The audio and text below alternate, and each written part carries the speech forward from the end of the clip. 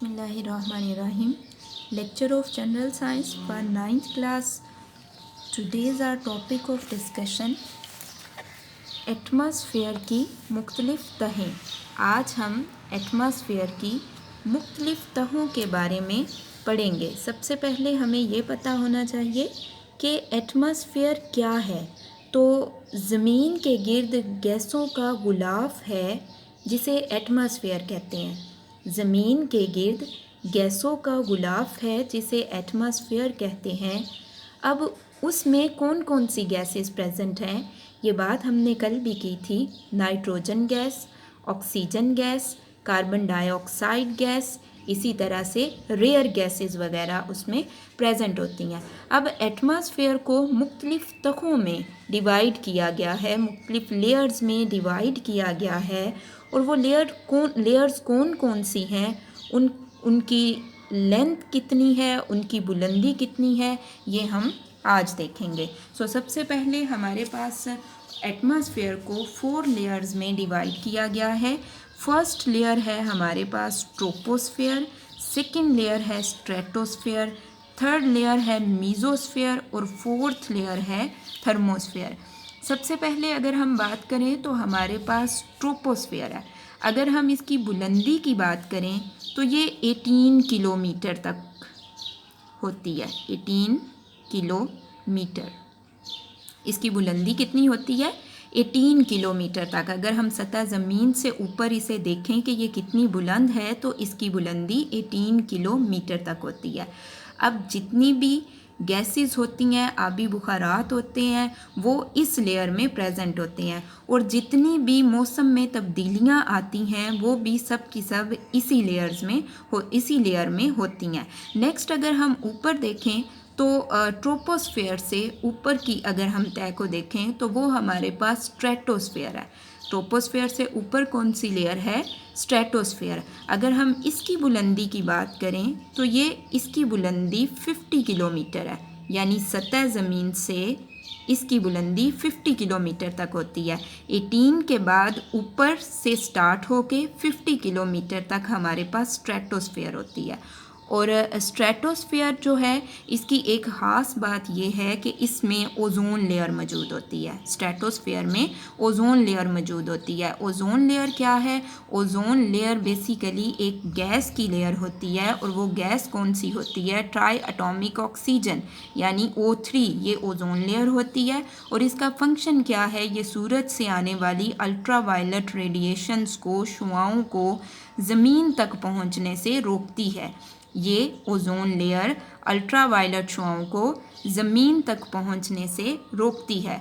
अगर हम स्ट्रेटोस्फेयर से ऊपर देखें तो हमारे पास मीजोस्फेयर है। 50 किलोमीटर के बाद मीजोस्फेयर स्टार्ट हो जाती है और 85 किलोमीटर तक मीजोस्फेयर होती है। अब मीजोस्फेयर का अगर हम टेम्परेचर देखें तो सर्द तह है, ये सर्द तह है और इसकी बुलंदी 85 किलोमीटर तक होती है। और यहाँ का टेम्परेचर -100 डिग्री सेंटीग्रेड तक होता है। यहाँ का टेम्परेचर -100 डिग्री सेंटीग्रेड तक होता है। इसका ये मतलब है कि ये सर्द तह है। अगर हम मीजोस्फेयर से ऊपर देखें तो हमारे पास थर्मोस्फेयर है। थर्मो का मतलब होता है टेम्परेचर। तो थर्मोस्फेयर जो है ये हमारे पास बहुत ज़्यादा गर्म लेयर है। इसका टेम्परेचर बहुत ज़्यादा होता है। इसका टेम्परेचर 2000 डिग्री सेंटीग्रेड तक होता है। कितना होता है इसका टेम्परेचर? 2000 डिग्री सेंटीग्रेड तक इस लेयर का टेम्परेचर होता है और ये गर्म तरीन लेयर है। ये हमारे पास एटमॉस्फेयर की 4 लेयर्स हैं। फर्स्ट वन ट्रोपोस्फेयर जो कि 18 किलोमीटर तक है, फिर स्ट्रेटोस्फेयर जो कि 50 किलोमीटर तक है, मीजोस्फेयर जो कि 85 किलोमीटर तक है, मीजोस्फेयर 85 किलोमीटर तक है। नेक्स्ट हमारे पास स्टार्ट हो जाती है थर्मोस्फेयर जो कि ऑनवर्ड जाती है। और जैसे जैसे हम सतह ज़मीन से ऊपर की तरफ जाते हैं तो प्रेशर में कमी होती जाती है। क्यों?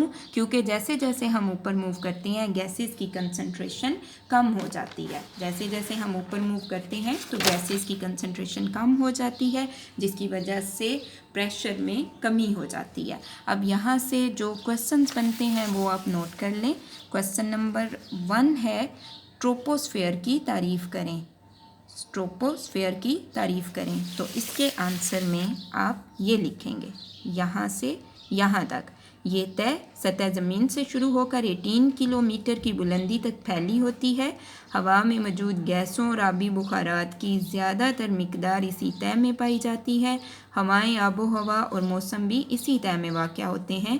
यानी जितनी भी मौसमी तब्दीलियाँ होती हैं वो सब की सब इसी लेयर में होती हैं। नेक्स्ट हमारे पास है क्वेश्चन नंबर 2, स्ट्रेटोस्फेयर के बारे में आप क्या जानते हैं। स्ट्रेटोस्फेयर के बारे में आप क्या जानते हैं? तो ये आपके पास स्ट्रेटोस्फेयर है।